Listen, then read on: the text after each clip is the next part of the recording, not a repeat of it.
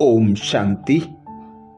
हम मनन कर रहे हैं अव्यक्त वतन से आए उन विशेष भोग संदेशों का, जिसमें बाप दादा ने हम बच्चों को अंतिम समय प्रमाण अनेक इशारे दिए हैं। विघ्न व परिस्थितियों पर विजय प्राप्त करने के लिए सहज युक्तियां बताई हैं। संपूर्ण संपन्न बनाने के लिए बाबा ने हम बच्चों को अनेक इशारे दिए हैं। तो आज विशेष अव्यक्त मास में हम 18 जनवरी 1969 को पिता श्री जी के अव्यक्त होने के बाद जो वतन में बाबा को भोग लगे, उनके विशेष जो दिव्य संदेश प्राप्त हुए, उन संदेशों का मनन करेंगे। पहले दिन का भोग लगा, जिसमें संदेशी जी कहती हैं, आज जब हम वतन में गई तो शिव बाबा बोले, साकार ब्रह्मा की आत्मा में आदि से अंत तक 84 जन्मों के चक्कर लगाने के संस्कार हैं। आज भी वतन से चक्कर लगाने गए थे, जैसे साइंस वाले रॉकेट द्वारा चंद्रमा तक पहुंचते और जितना चंद्रमा के नजदीक पहुंचते गए, उतना इस धरती की आकर्षण से दूर होते गए। पृथ्वी की आकर्षण खत्म हो गई। वहां पहुंचने पर बहुत हल्कापन महसूस हुआ। जैसे तुम बच्चे जब सूक्ष्म वतन में आते हो तो स्थूल आकर्षण खत्म हो जाती है, तो वहां भी धरती की आकर्षण नहीं रहती।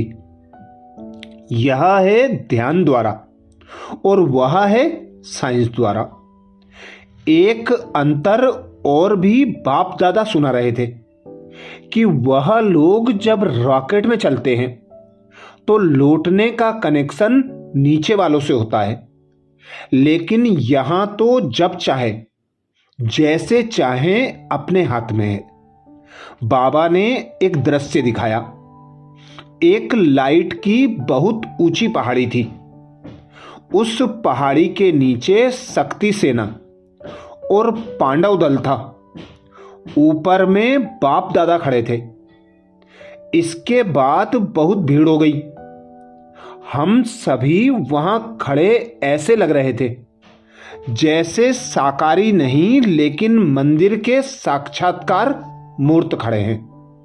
सभी ऊपर देखने की कोशिश कर रहे थे, लेकिन ऊपर देख नहीं सके। जैसे सभी बहुत तरस रहे थे। फिर थोड़ी देर में एक आकाशवाणी की तरह आवाज आई कि शक्तियों और पांडवों द्वारा ही कल्याण होना है। उस समय हम सबके चेहरे पर बहुत ही रहम दिली का भाव था।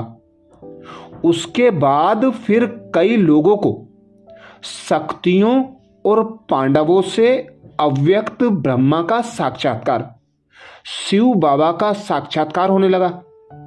फिर तो वह सीन देखने की थी। कोई हंस रहा था, कोई पकड़ने की कोशिश कर रहा था, कोई प्रेम में आंसू बहा रहा था, लेकिन सारी शक्तियां आग के गोले के समान तेजस्वी रूप में स्थित थीं। इस पर बाबा ने सुनाया कि अंत समय में तुम्हारा यह व्यक्त शरीर भी बिल्कुल स्थिर हो जाएगा।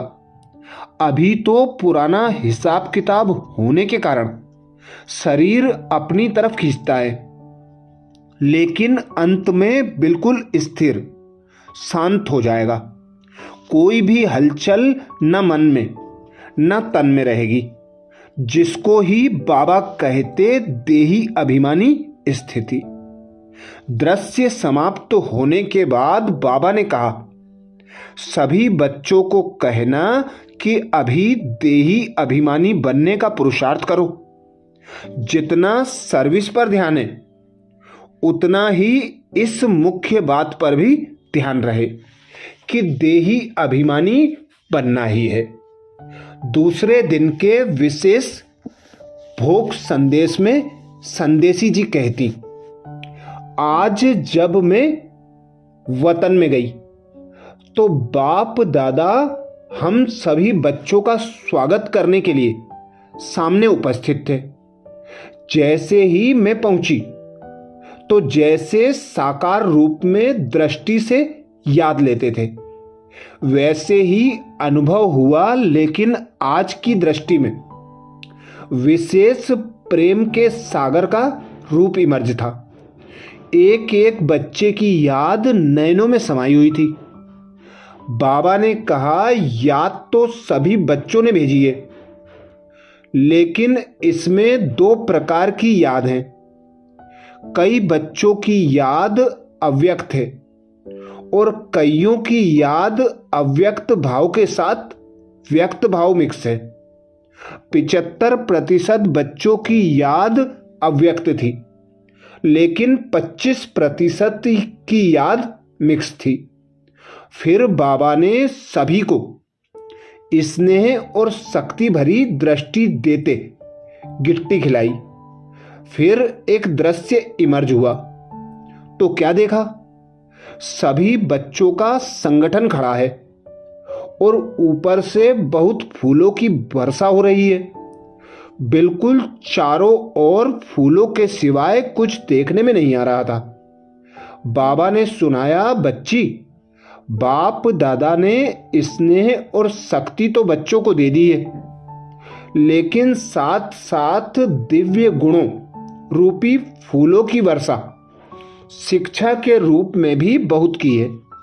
परंतु दिव्य गुणों की शिक्षा तो हर एक बच्चे ने यथाशक्ति ही धारण किया है। इसके बाद फिर दूसरा दृश्य दिखाया।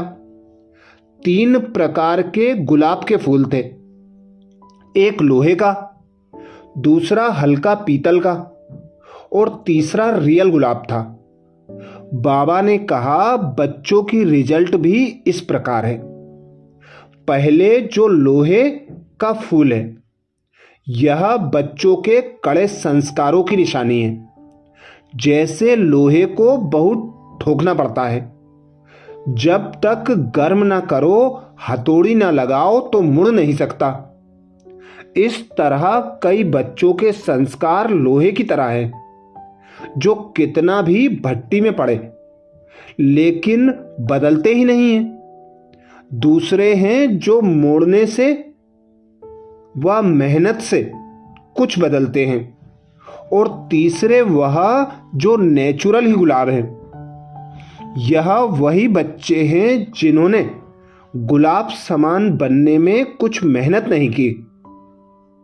ऐसे सुनाते सुनाते बाबा ने रियल गुलाब के फूल को अपने हाथ में उठाकर थोड़ा घुमाया। घुमाते ही उनके सारे पत्ते गिर गए और सिर्फ बीज का बीज रह गया। बाबा बोले, देखो बच्ची, जैसे इनके पत्ते कितना जल्दी और सहज अलग हो गए, ऐसे ही बच्चों को ऐसा पुरुषार्थ करना है जो एकदम फट से पुराने संस्कार, पुराने देह के संबंधियों रूपी पत्ते छट जाएं और फिर बीज रूप अवस्था में स्थिर हो जाएं। सभी बच्चों को यही संदेश देना कि अपने को चेक करो कि अगर समय आ जाए तो कोई भी संस्कार रूपी पत्ते अटक तो नहीं जाएंगे जो मेहनत करनी पड़े। कर्मातीत अवस्था सहज ही बन जाएगी या कोई कर्म बंधन उस समय अटक डालेगा। अगर कोई कमी है तो चेक करो और भरने की कोशिश करो। अच्छा, ये विशेष भोग संदेश 18 जनवरी 1969 को पिता श्री जी के अव्यक्त होने के बाद लगे, जिसमें बाबा ने विशेष 2 इशारे दिए। तन और मन की हलचल को समाप्त कर अब देही अभिमानी बनो। पहले दिन के भोग संदेश में बाबा ने इशारा दिया, तन और मन की हलचल को समाप्त कर अब देही अभिमानी बनो। दूसरे दिन के भोग संदेश में बाबा ने इशारा दिया, पुराने संस्कार रूपी पत्तों को समाप्त कर बीज रूप अवस्था बनाओ। अब आगे के संदेशों को अगले वीडियो में फिर सुनेंगे। अच्छा, ओम शांति।